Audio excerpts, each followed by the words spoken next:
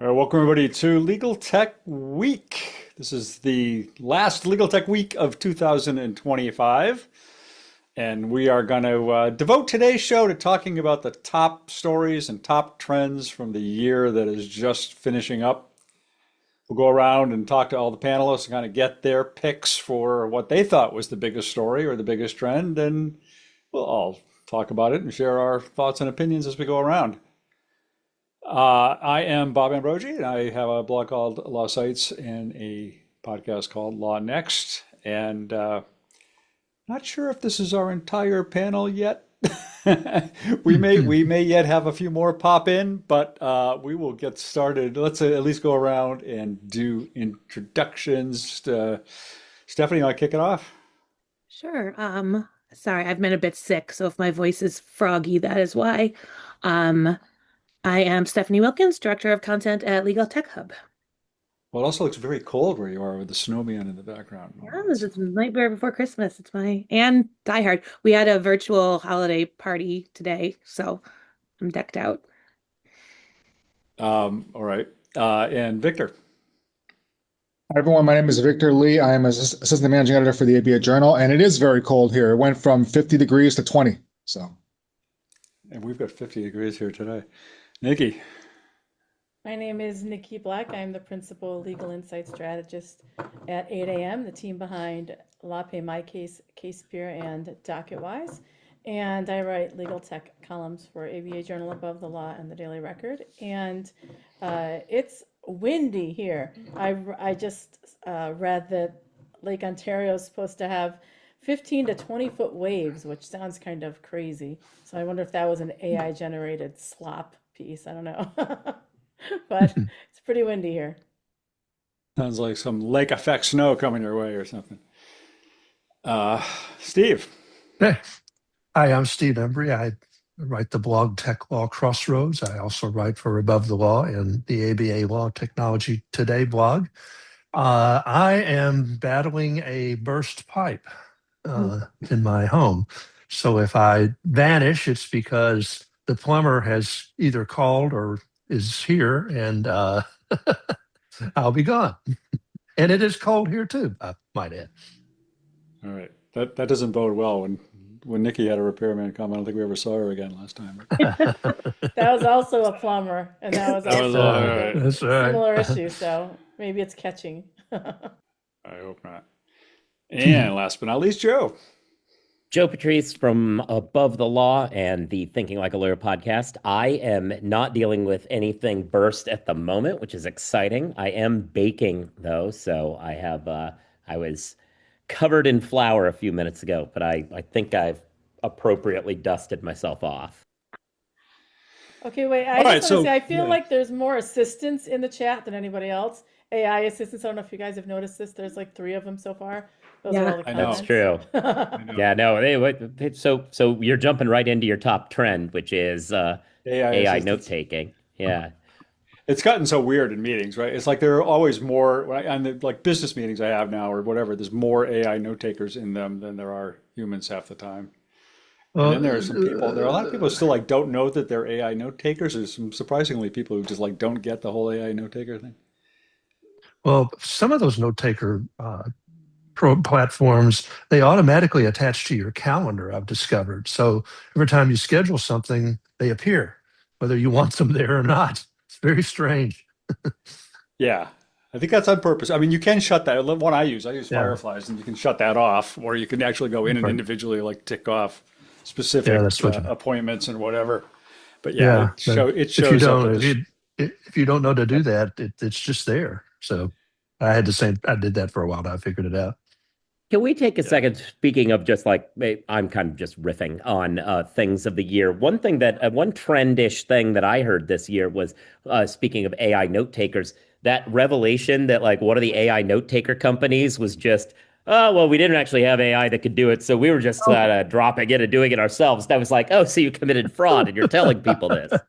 Uh, I don't think a lot of people they were taking notes for probably expected humans to be there. Some of them might have had, I don't know, actual confidentiality and privilege reasons why they shouldn't have had them there.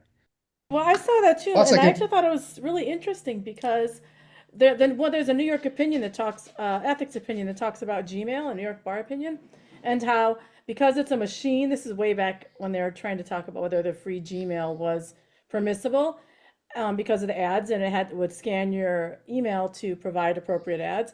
And the ethics committee said it was okay as long as it was a machine, not a person reviewing your email. And this, as soon as I read that, I'm like 100%. I thought exactly what you just said, Joe, because in that situation, it's not a machine reviewing it; it is a person, and that presents a whole assortment of different ethics issues. So that is kind of well, crazy. They just admitted the quiet part out loud on that one. well, it's like I think it was in Seinfeld where Kramer pretends to be Yeah. the automated movie listings guy. Did you see the story So a the few AI weeks out there, ago? if you can write this up as a script, you got gold here. Did you see the story a few weeks ago about the Firefly founder admitting that when he first started the company, they actually had humans doing the Yeah. transcription, That's listening to the it. Yeah, calls that's and what. doing Yeah, the that's transcription? it. It was them. Yeah. Yeah. So, but to Nikki Shaver's point about having wonderful conversations with note takers, I can't tell you how many times I've looked at the transcript. I'll be getting onto a brief product briefing, and then I'll look at the transcript afterward, and you see the banter back and forth between the PR person and like the company's CEO or whatever, and they're like, who is this Bob Ambrogi and what the heck is this call about and all this stuff, and it's kind of funny to see when people have kind of caught on now to AI note takers, but in the earlier days, people would have no idea what it was, and they would just say things before you got on the call that they didn't think they wouldn't have wanted you to, they wouldn't have wanted to, they would have said them if they knew you were going to see it in the transcript. Mhm. All right, so that's trend number one for 2025, the rise of AI transcription. Yeah, and maybe just can we cap it with just don't have them automatically join important legal meetings? Like just don't. That's probably a bad move. Yeah, I mean, Yeah. I do have it set up to automatically join all my meetings. I mean, I go in and turn them off, like if it's like an actual legal meeting or something. But for me, so many of my meetings are just product briefings and things like that that Yeah. it's so helpful to have them. I am Yeah, kind of it famous is. I'm on a board. I'm on like a community. I'm on this board of this community mediation organization, and I'm really bad at making meetings. And it's become the running joke that Bob sends his AI note taker, but they've come to appreciate it because now nobody ever has to take minutes at the meeting, and so they just use my AI note taker. Yeah, that's fair. Uh, all right, so we're going to go around, and I've decided in my exercise of supreme executive authority here to go in reverse alphabetical order so that I don't have to go first, which means we're going to start with Stephanie Wilkins. Yes, it's the only time I ever get to go first is when we go last first. Um, yeah, story of the year. I had really hoped to have my column finished by now. It will be up shortly, but alluded last week to having done the poll on word of the year, and not surprisingly, the winner by a landslide was agents slash agentic AI. And so I'm not surprised by that at all because I do think that was one of the biggest, if not the biggest, I guess, theme of the year. Yes, we can go. We've had a lot of debate on what actually is an agent, what can agents do, what should they be able to do, which should they not be able to do. But I think there's no denying that it was hugely the story, the biggest tech advancement story anyway of the year. We're seeing more of it. Just today, Nikki Shaver published an article for us about recent Perplexity research about how they're actually being used for real in the wild. And I think going forward, we're going to see more of a shift from not just single standalone, one-off agent tools, but whole agentic platforms is what I'm predicting. We're predicting you're going to see going into 2026. So my apologies if you're sick of hearing about agents, but we're not done. I think you're going to be done. The level to which there still is no scholarly research on this subject that doesn't show them failing over. I mean, the best any of them have ever been at doing more than two tasks at a time is 58% failure rate. So, not great. We have Oracle now about to go bankrupt. I don't know if anybody's been following the credit default market on that, but there has not been a credit default swap market as active as it is currently on Oracle since the Great Recession. So yeah, this is going to become a big issue, and a lot of this is going to start collapsing down back to reality. So I think we are going to get rid of the dumb buzzwords and go back to something that's a little more manageable and just understand it as a productivity tool. Okay, so I Joe don't, and I I don't, from the I start, don't, to be clear, Joe and I like we totally agree on the fact that agent might not be the good word for this, but what I say is it is the word we are stuck with. We're not changing that word. Like you can scream about that as much as you want. We are going to be Oh, discussing agents. and I agree. Let me actually, I should follow up and agree with that. I will say, I think that I am talking about it as a buzzword, and I think that we aren't going to talk about it largely because I think the buzzword is going to carry a ton of negative baggage going into 2026. I think that the guild is a little off the lily already, and these companies are going to be in such dire straits that they're going to have to pivot their marketing strategy to find something else. I don't know if it's like some new synonym of agentic, but whatever it is, they're going to have to find something because I think the backlash specifically to that, I think, is what's coming. I think And go, somebody in there, yeah. I think go the other way. I was just Go going to ahead. add, Joe, that if you give me 2 tasks to do, my failure rate is probably in excess of 58% as well. So, Well, I think go the other way because I mean we saw it with like technology assisted review and we saw it with even AI. It's just like after once it became like popular, then everyone had to have it, even if they didn't really have it or they had some kind of maybe something that wasn't completely the same thing. But as long as there was some relation, they could say, "Oh, we have agentic AI capabilities, or we have AI capabilities, or we have this, we have that." So I think it could go the other way, where people now, in order to keep up with the Joneses, everyone says, "Oh, we have agentic capabilities," even if they might not, or it might not be, within the definition of it. Well, that's Yeah, been true already this yeah, year. I mean, yeah. that has been the case. Like, well, first, with people not even agreeing on what an agent is, then a lot of people using it to describe things that aren't actually agentic. If just accepting that that is what they're calling it, but what truly goes into Yeah. that framework, a lot of the things called agents are not necessarily that. So that's always been a problem. It's just like, I mean, like we all know hallucination is a stupid word that doesn't actually describe what is happening there, but we're stuck with because it's not. It's just it's lying. It's you Right. know, Yeah. you know, That's but it's fair. just like I don't think it's too far off, but I hear you. but yeah, I mean, like word aside, I firmly do think, this is the word that we have been given. We didn't make it up. And so rather than fight about whether it's the right word for what this concept is, like I think, I don't know, that's what I would like to Yeah. not see next year. Yeah, I just think they're gonna have to come up with. I think the backlash to that word is coming, and that's when you create a new word to and do the same thing, but like or try to do the same thing and just call it something else so you don't get caught with the same negative connotations. On that note, I will say in the live chat for those of you listening to the show not live, in the live chat there's a back and forth going on about the Wall Street Journal article that I encourage everybody to read because it's amazing, which is where they handed over a vending machine to Claude to run, and it managed to lose all of its money and start putting live fish in it. It became just a complete disaster because that's what happens. Yeah. Well, and I It's- think with it, sorry, go ahead. Go- Go You on. know, you go.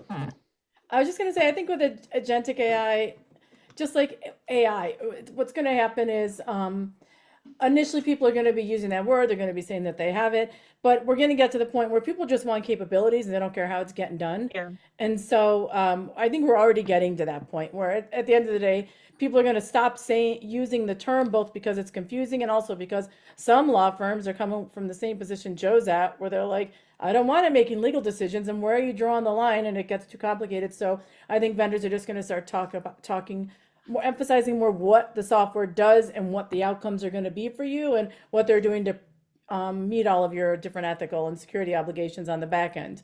So I think we're already getting to that phase because we know everything is overly accelerated with AI in terms of how quickly we reach milestones and move on to the next one that we've seen with prior tech. Yeah. But I mean, we've been pushing, the collective we here, have been pushing for that with all of Gen AI and all of technology from the beginning. Like, it shouldn't really matter what it is, it should matter what it does. But, Yeah. I mean, like, you might not even need AI on things to do some of these things. Like, we went through that whole slap some AI on it thing.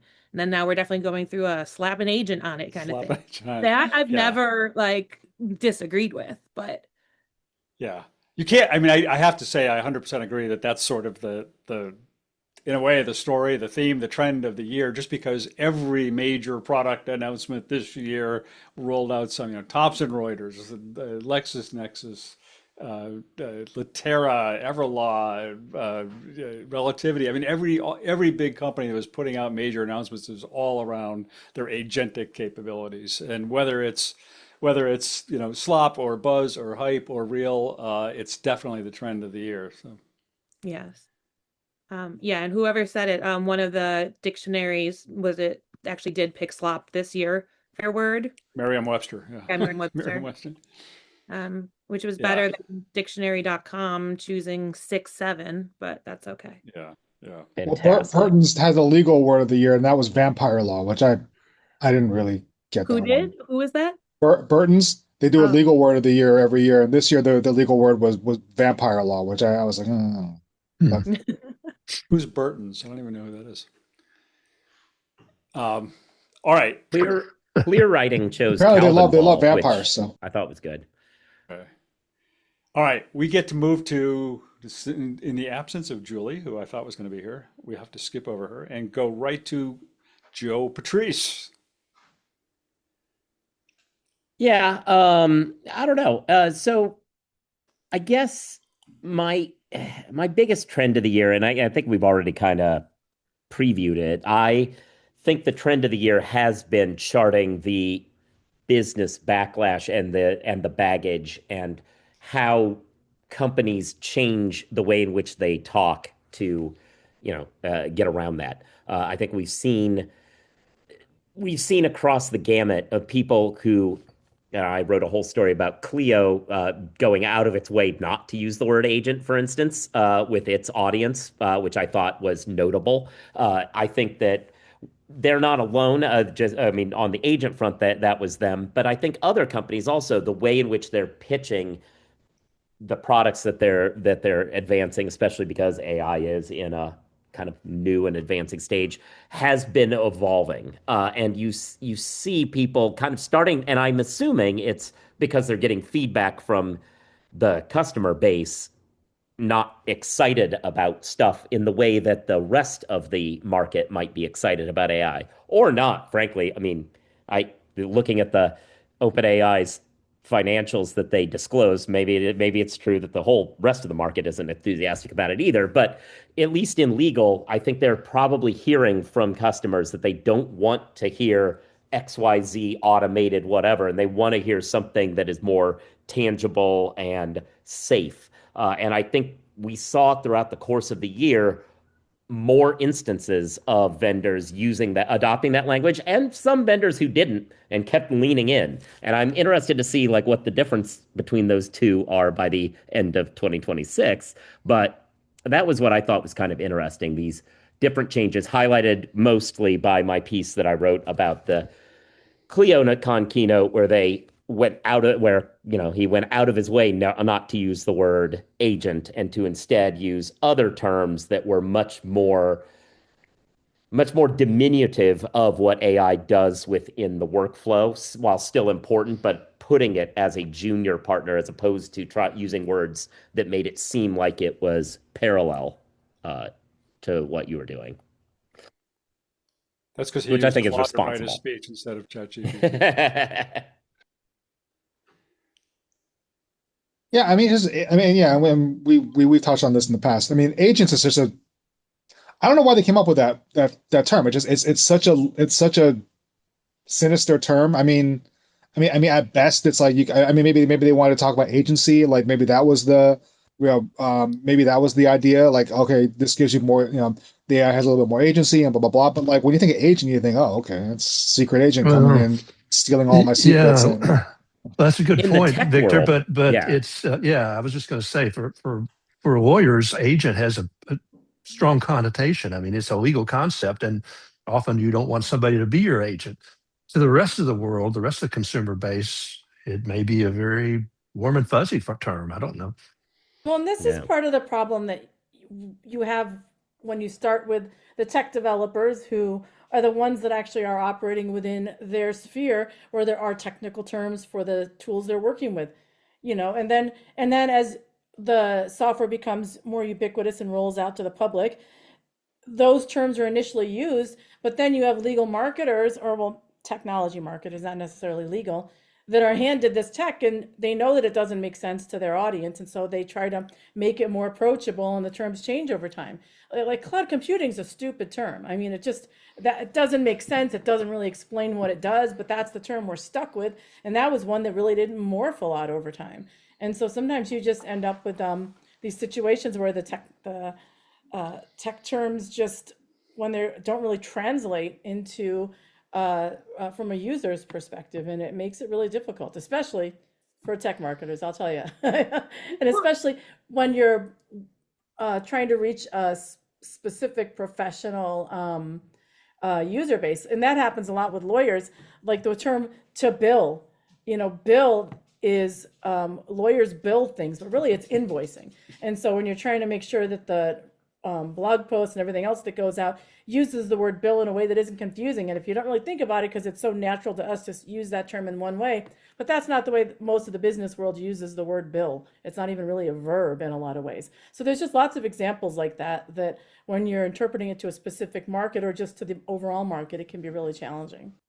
Well, and until Gen AI, I mean, I argue that people didn't really even care about the technical terms. Like when we were talking about things, we weren't diving in the past into like the ins and outs of natural language processing and things like that. Like we might throw out the word, but once Gen AI came around, it became this whole education, because you started, passing things off as AI that weren't, or generative that weren't, and like what were LLMs? And it's like we've turned to using the technical terms in a way that we didn't do when we talked about prior generations and iterations of technology. So it didn't really matter if they had a semantic difference necessarily between what we were talking about and what the builders were talking about for decades. Gen AI is an interesting example of where like the marketers got ahead of the tech a little bit. Because I think to the pure techies, they're like, that's not really a thing. Like it's just like this like little change in how we were always doing this. Whereas the marketers really came up with a cool term for it that spoke to the market.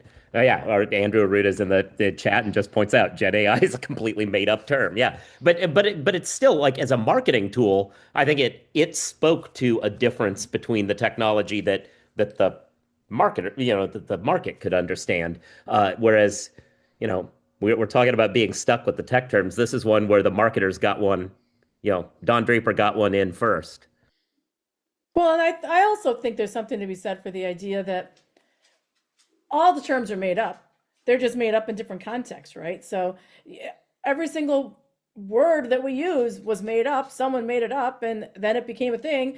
And then in different contexts, it got interpreted. And so words that were from Old English have sort of emerged into our language in a different, the current English language in a very different way. Words from other languages have kind of merged. So at the end of the day, everything's made up, and the facts don't matter. It's like, whose line is it anyway? But it's interpreted differently in different spheres, and that's the problem. There is a technical definition, but then when you get out into the regular sphere, most people aren't techies, and so that's where you start to have these challenges, and they're all made up. Like I totally understand where Andrew's coming in the chat, and I agree with that perspective, but I also think that at the end of the day, all words are made up, and they can change, and the meanings can change. That's what language does. Yeah, like we're saying, agent was a technical term for decades, but some technical person decades ago made up the term agent for it.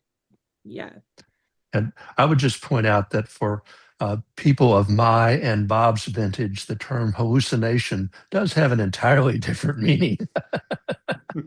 I know nothing. I know nothing of what you speak. Wow, man.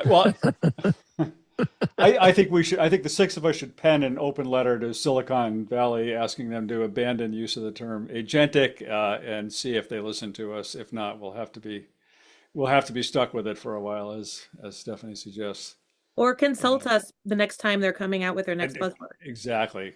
If they would like us to generate some terms using our AI, we will be happy to do that. I'm happy to take on the as I said, the Mad Men role for how to market this if they want me to.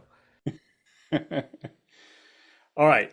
Now we will move on to next in reverse alphabetical order, which is Mr. Victor Lee.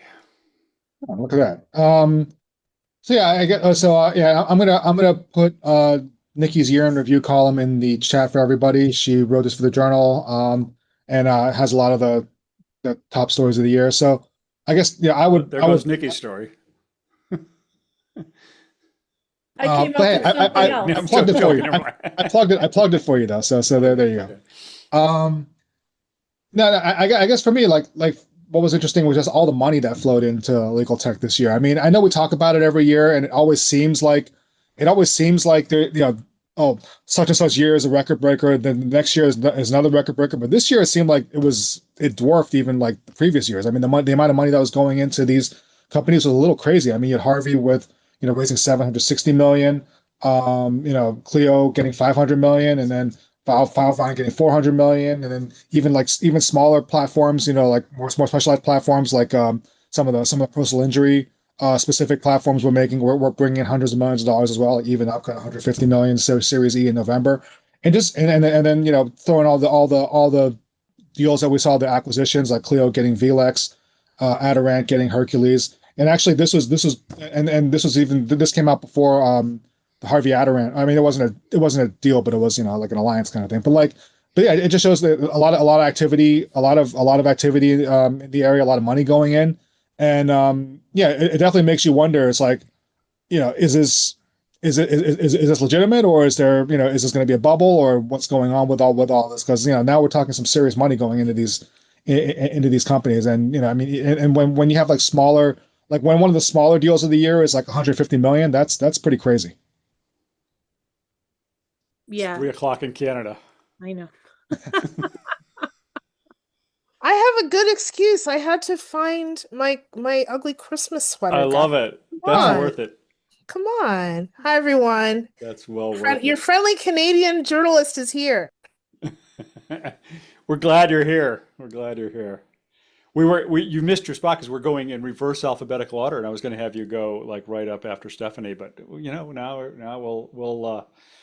we'll get back to that. But we were just talking about Victor. So far, for your edification, we've talked about the agentic agentic AI as a major trend. The how would you sum yours up, Joe? The avoidance of talking about agentic AI is a trend in some ways, or the No, well, I mean, that and others. yeah. That the rhetoric, the marketing rhetoric is evolving. I kind of had. Yes, yes. And Victor was just talking about the money stuff, and how much money has gone into legal tech this year. Victor, I didn't mean to cut you off if I did, but No, that was it. Yeah, yeah. I mean, money talks. yeah. Other than, I mean, Agentic won my poll. I personally voted for funding because, I've just been running a spreadsheet that I need to polish up before the end of the year to make sure I haven't missed any. But like by my own calculation from the beginning of this year, just tracking all of the funding announcements I've been doing, it's over 4 billion in legal tech for the year already, which is like healthily over 4 billion, which is crazy compared to what we've been writing about in recent years.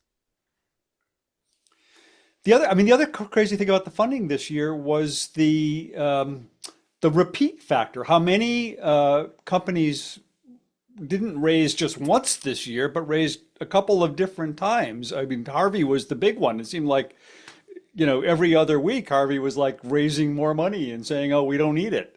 And Filevines, I think Filevine was actually a couple of raises like right on top of each other when they got their 400 million.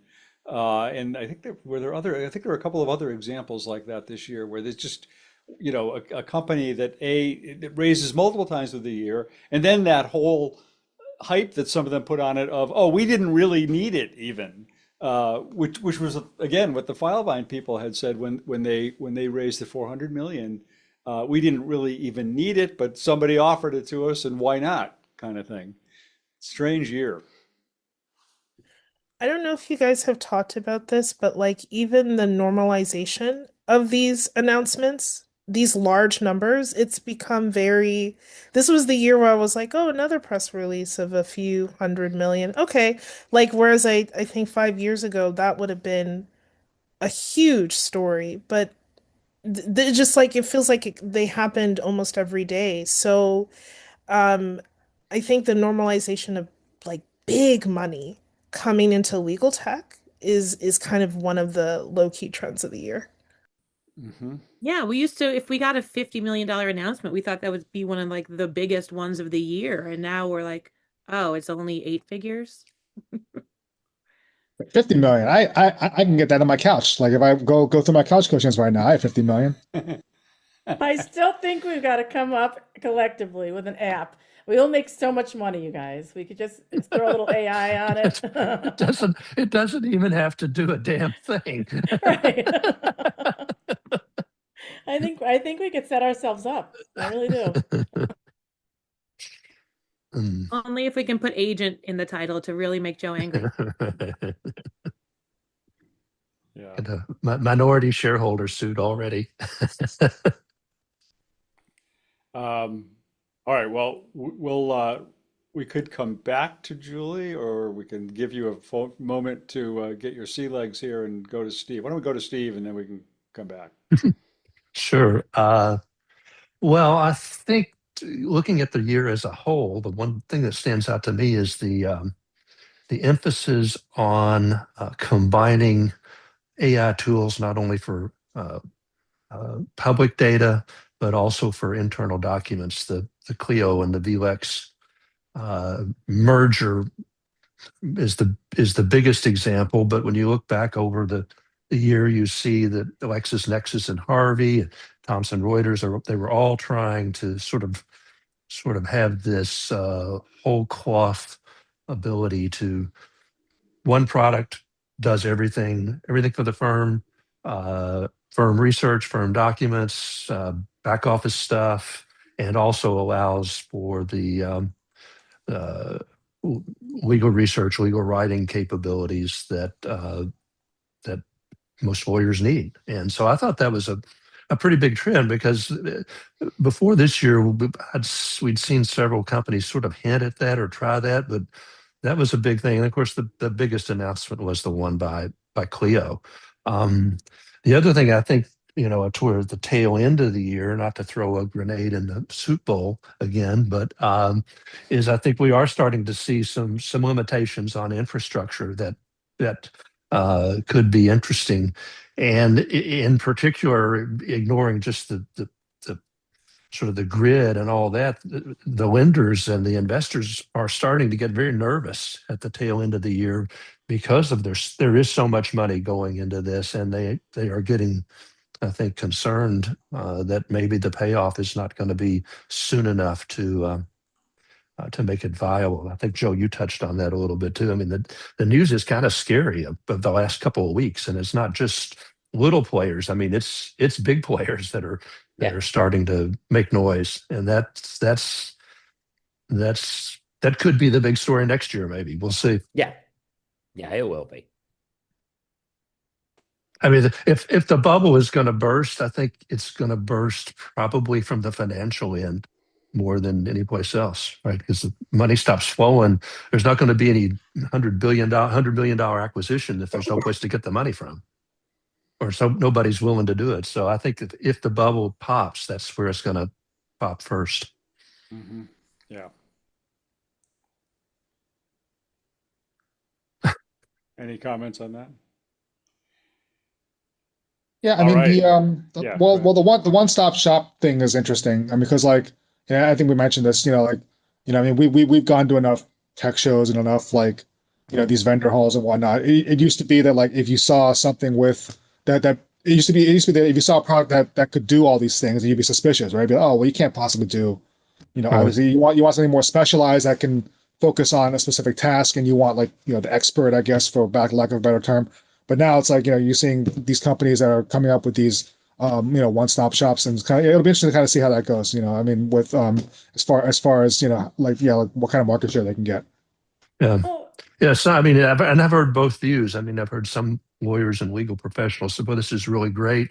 And I've heard others say, I'm not sure I want to throw everything in with one provider for a whole lot of reasons. well, and I think it's also going to vary by firm size.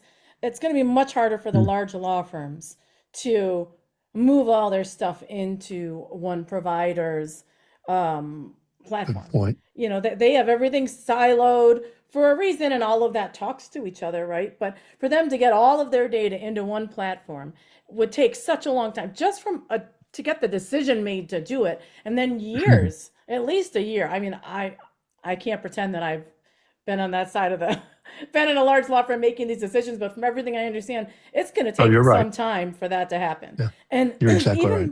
yeah, and even with the mid-sized firms, you're still running into that same problem. And a lot of them are the most resistant to getting off servers at this point. So then you've got those challenges there. And then even with the small firms, there is absolutely something to be said for all-in-one for certain things.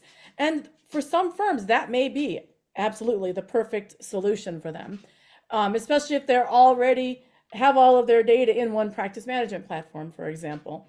But some of them don't want to, some are going to want integrations, and some are going to need practice area specific integrations. And they're going to need, like, PI attorneys, for example, need really robust intake oftentimes. The bigger the firm is, the more robust intake and CRM that they need compared to other firms. So they often will integrate to bring that in there. And you're going to find with across the different practice areas even that sometimes a specific platform is not going to cut it, and you're still going to need integrations in there. So they may be less likely to want to put all their eggs in one basket because they want to have that flexibility. But then AI changes the game, right? So even though historically that may have been the case, AI may be the factor that's going to blow all those theories and realities out of the water and make it so that this may finally be the time where the payout for the pain to get into that all-in-one shop might be well worth it. So it'll be really interesting to see what happens over the next year or so in that regard, and whether larger firms and smaller firms start thinking that might make sense, and it could very well happen. Yeah, I was kind of a little bit of a spoiler alert, I guess, because my top story was going to be the Clio VLEX deal as well, and some of the announcements that Clio made at ClioCon.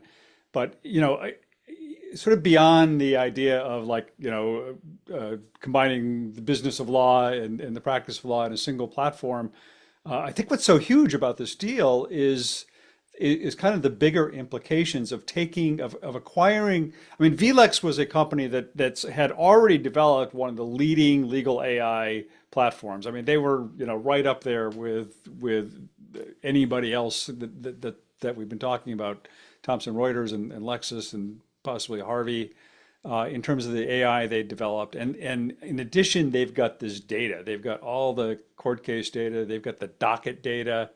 And now you take all of that, you take that AI and that data, and then marry it to, Clio, one of the leading practice management platforms in the world at this point.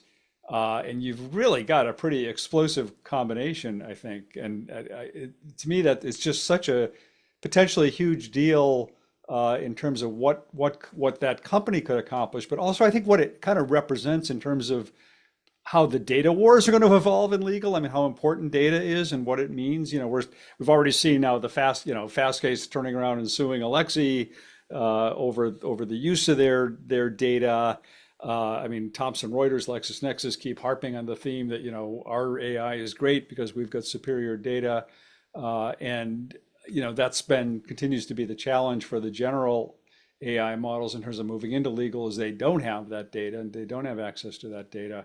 So I think that the Clio the Clio VLEX thing kind of represents this I don't know, battle line in a sense that's going to define a lot of legal AI evolution over the next couple of years. Would agree with that. The other interesting thing about the Clio and the VLEX thing was the announcement about Clio to try to make a move into big law. It'll be interesting to see how that turns out. Yeah, we'll see about that. The other interesting thing is I thought I mean, it's been funny since the Clio how the language of that event, I've been like now picking it up. Like we talked about the Aderant Harvey announcement this week. I mean, the press release for that talked about this is going to be the first time that we see the marriage of the business of law and the practice of law in a single platform or something like that. And I like wrote to the PR person and said, were you guys aware of what Clio said in July? I mean, in October, and they're like, uh, oh yeah, but this is different because we're big law or something like that. It's like, That doesn't count, right?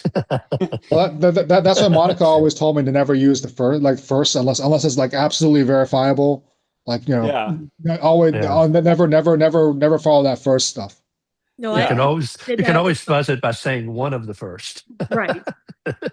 No, I Yeah. always said that with my reporters too. I'm just like, I just don't even believe it when someone says it's first. I mean, it's few and far Yeah. between. That's actually true. And even when you think you can verify it, you might not be able to. So it's just, Yeah. I would actually, when I see that in PR, I immediately kind of discount the PR. I'm like, oh, Yeah. you're just trying to pull one over on me. Well, and you have to discount the founders too. I mean, what kind of market research did they do before starting their company if they think they're the first one to be doing something and they're not? I mean, I didn't they don't just do know. some basic diligence before they got a bunch of money together and started and launched a product? And I don't Oh, know.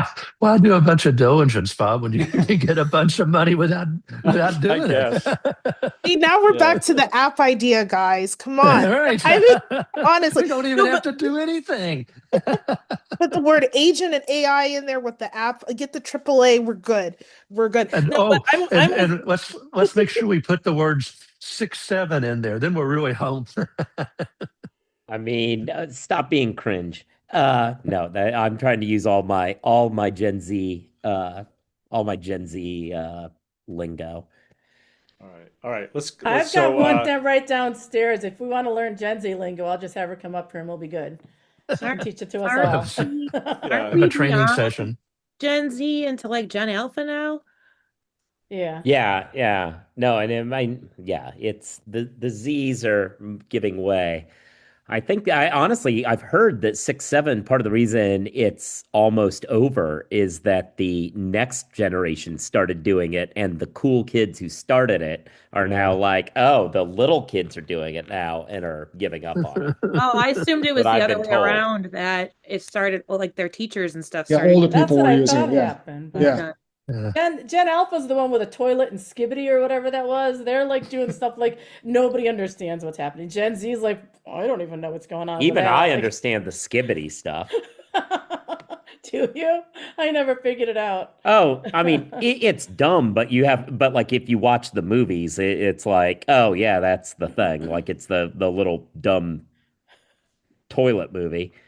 all right. Okay, Before the year's over, we have to get Nikki and Julie. So Nikki, why don't you go?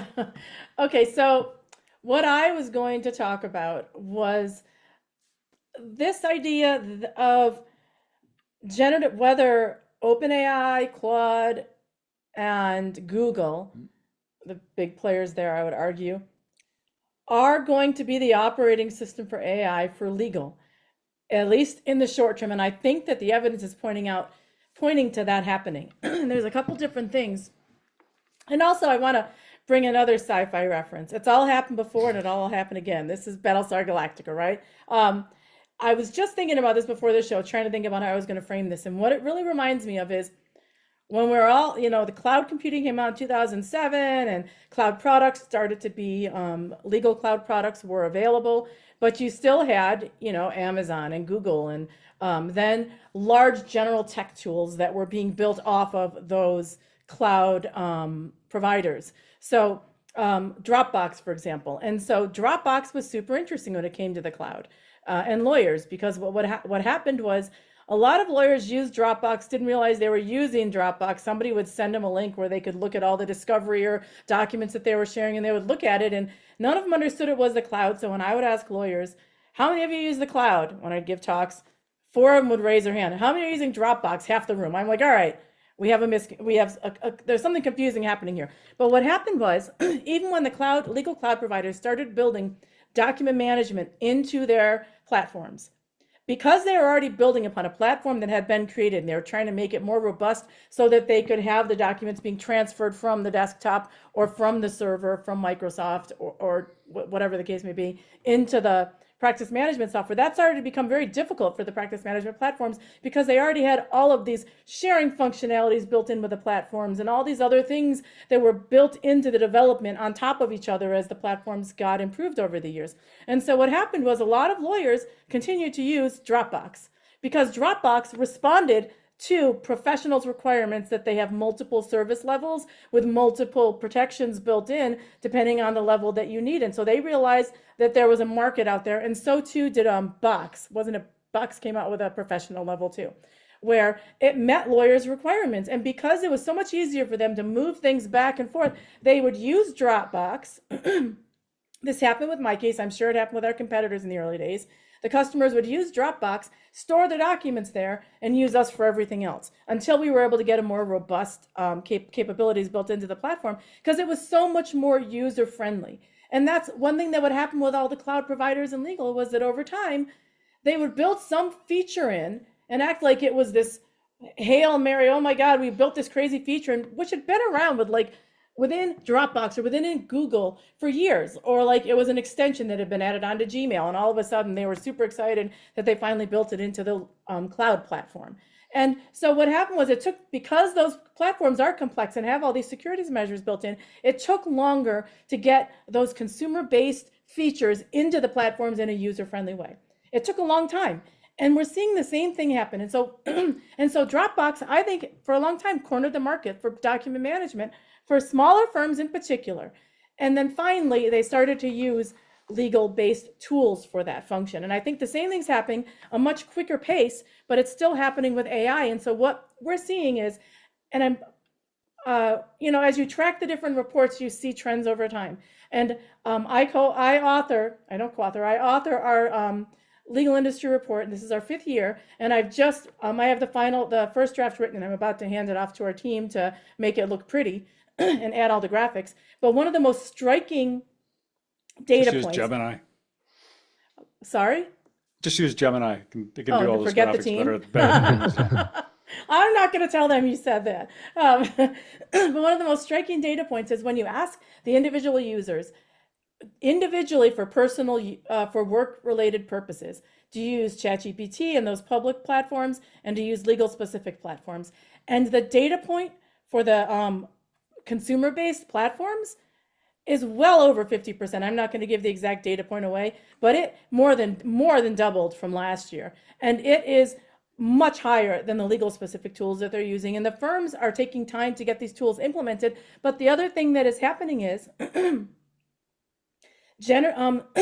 tools are all, the publicly available tools, the consumer grade tools are rolling out the business tier. They had the enterprise tier, they had plus, but now they're rolling out other tiers. And Carolyn Elephant just wrote about this week on LinkedIn about how Notebook LM, which is a fantastic tool that's attached to your Google account, has a business tier that provides you with all of the assurances that the ethics opinions require, most of them, that you seek out before you upload confidential data into these tools.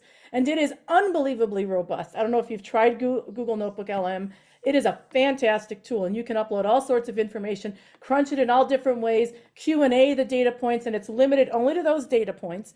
And you can now upload confidential data in there. I would argue there's a sensitivity. There always is. You got to look at your firm's specific information and how confidential is it? Is it the Coca-Cola, formula? If it is, then maybe don't do it. But most of it is just basic cloud requirements. And so I think what you're going to see in the short term, and this is both looking back and my prediction, I think that general use AI tools are going to, for the next year, be what the majority of lawyers are using for their AI, especially in the up to the mid-firm market, probably. And legal professionals, not just lawyers. And it's not going to be until next year or the year after that the legal tech companies can have this functionality that is so useful and so reliable, because they have to offer a higher standard, I would argue, of care of both protection and output than what you sort of expect the general purpose tools, even if they're business use, they get a little bit of a gimme if there's output that's not perfect, and then you can use the legal tools to buttress it. But I think that that's what you're going to see happening, is that these business tiers are going to be built in. That's where most people are going to be until both the firms make their big decisions, which takes time to choose the right provider that they're not just going to be piloting, but that they're actually going to roll out into the firm and use permanently, at least for the next few years. And also for the legal providers to catch up, to do things securely in a way that works and is functional, and is what the consumers are looking for. So that's my both looking That's backwards and my real. prediction. It's interesting, Nikki. I was thinking as you were talking, there's that interview of Winston Weinberg, and he was asked what he fears about competition, and he said that the competitor I fear is OpenAI, uh, for the reasons that you've just described. So yeah, I think you're right about that. Yeah, I think we have a really good analogy to this, which is online legal dispute systems and ADR tech, and how Zoom just came in and said, yeah, to all of that. And the adoption of that from different courts, right? Like just to use the consumer facing tools. I not to say that ODR tech tools don't exist and all of that, but like we know the majority of courts and other places are just using the same platform we're on right now. I really think what you're saying, Nikki, is spot on. Like, because the tech was rolled out to everyone at the same time and people were able to find basically usability and still work with it even before OpenAI and others started, tinkering with it with the privacy and the confidentiality and all the other issues that we all know about. So yeah, I just see them growing their market share, frankly. And this is the biggest. This is why I think it's interesting what's going on, obviously, with the Clio acquisition with VLEX, because you need something like that to actually compete with people using OpenAI. This is why we keep getting these annoying hallucination cases, frankly, right? Like we know where all that's coming from. And past experience has shown us that's what, like you said, up to mid-tier is gonna go for. Unless there's somebody who can really rival at a big level, that kind of disruption, I just see that accelerating in 2026.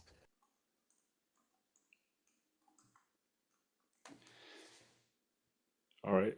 Yeah, no, I think those are really excellent points. Kind of another analogy, I was just thinking of Julie, when you're talking about um, some of the ones from the past was LinkedIn. Because I don't know if anybody remembers, it was like for a while there was this surge of like legal specific social network sites or professional network sites, and everybody was like trying to start like a Facebook for lawyers or something, and lawyers just all went to LinkedIn instead. It just, I mean, not that I love LinkedIn, but for some reason, I mean, LinkedIn was just able, had the capacity and the tech tools to just outperform any of these kind of startups that were trying to be legal specific platforms like that. There's somebody else just launched another legal profession platform, I think, or something like, there's another one where they said this is the first time we've ever done this in the legal industry. I'm like, really? Nope. But anyway. All right, Julie, do you have a top trend that we haven't already trended about? Yeah, I think I do. As y'all know, I love to write about governance, and a long time ago, in I think the first couple of months of the year or so, I wrote about this, and I think 2025 is the year that international AI governance died. And I'd love to say I'm the one who thought of this, but I wasn't. I interviewed a really wonderful researcher who I think is based in Montreal, and I'll post the article in the chat, and it's not about what I'm saying, but her name is in there. Her name is Anna. But she had gone to an international conference earlier that year, and she told me that her and her counterparts were saying international AI governance, all that stuff, that's over now. We've already passed the point where that can be done. And I remember talking to her about this and saying, well, didn't we have the EU obviously pass the AI and Data Act and all of this? And she said, well, yeah, but if you don't have the US and everyone else on board, really it's not gonna be effective whatsoever.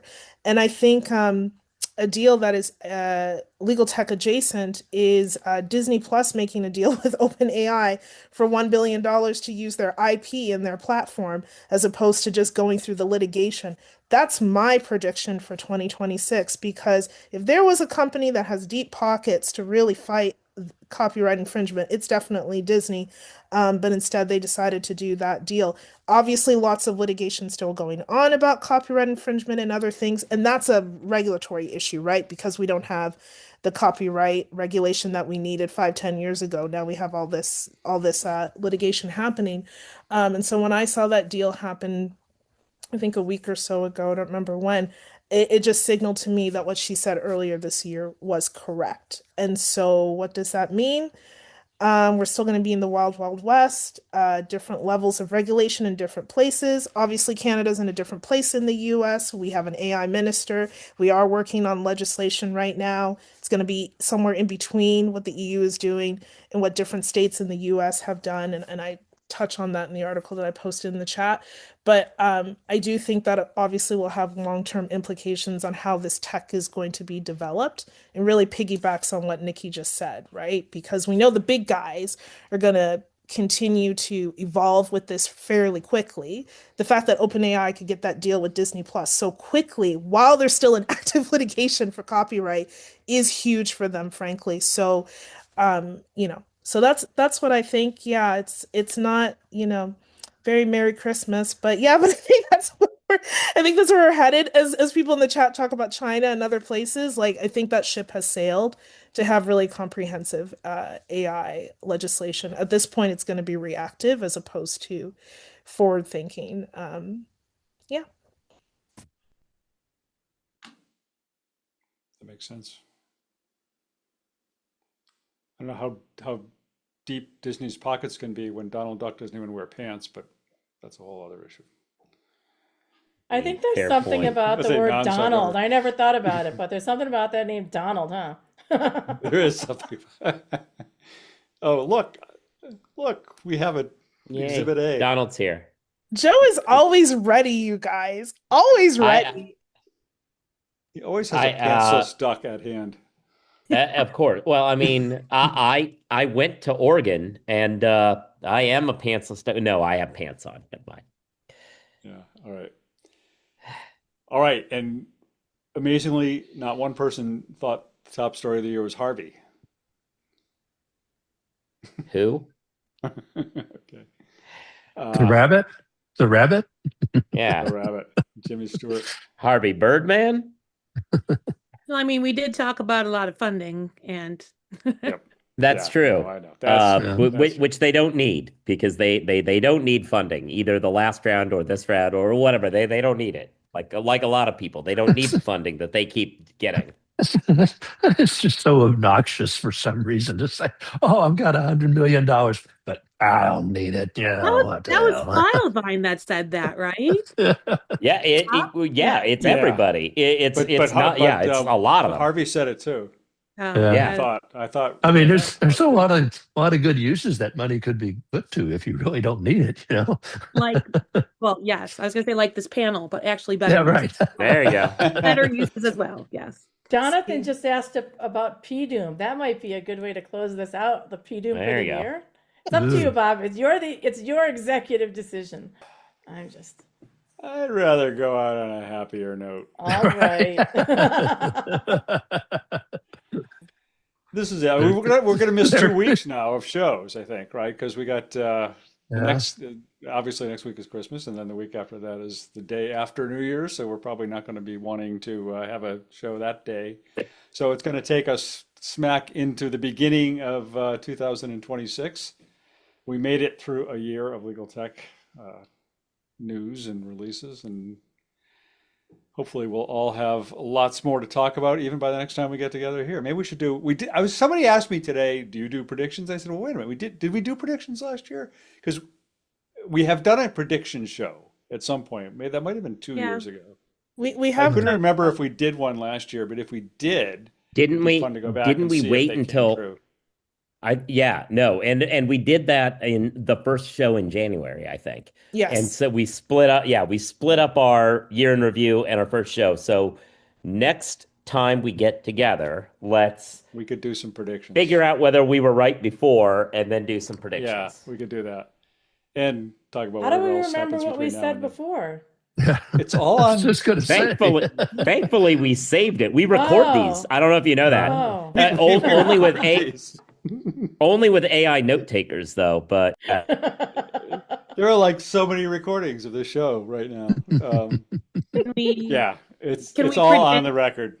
Yeah. Can we I predict? can go back and get a transcript of that show and circulate it around everybody. So Can we predict who's going to really annoy us by making some huge announcement over the holidays that we don't want to write about? No, don't jinx it. No. Yeah, don't No, jinx someone's it. going to. No, but stop. Maybe they won't. Well, maybe they won't because I just called them out in advance. If a tree No, falls in the no, woods and there's no one there to hear it, did it really fall? no one wants to do that intentionally. Like bad news can fall during now, but Yeah. like good news they wouldn't do because they know no one would see it. No one listen. So- Yeah. Do So we yeah, have- I so actually if- already have one for next week. That's a pretty good story. But, So if OpenAI goes out of business this week, that'll be next week. Like that'll be the sort of thing that goes. Do we not remember a few years ago when someone announced an acquisition on like New Year's Eve and Bob wrote a poem about me? Like, what? That happened? I think you might have been drinking too much on New Year's Eve, Stephanie. I don't know. That's a classic example of hallucinations. oh, That does ring a bell. That does ring a bell. I want that transcript. Where I don't. No, I missed think I that one. published it. I think I wrote it. Good. I like. I think you did. It's Yeah. actually true. Yeah. That does sound true. It does sound right. I kind of remember that too. Okay, I take it back. I didn't just make it up, y'all. Come on. Oh, right there. Here it is. We can go out on this note. He has it at hand. Good. No, I just Googled law sites was the night before because I remember it was set to that. Did, oh God. Did it. Remember when we thought this was really big news? That's the era we lived in. Yeah, right. All right, good. Well, I hope everybody has a really good holiday season and a wonderful year next year. We'll see you all before then. But thanks to all of you for doing the show all year. I really appreciate it. Thank you, Bob. And Yeah, everybody thank you. tunes Yeah, in it's a lot of fun. participates Right. in the chat and everything else. It's a great, really great of everybody to be part of this. So, Happy Yeah. holidays. Holidays, Happy everyone. holidays, Bye, everyone. everybody. Bye. Happy holidays, everyone.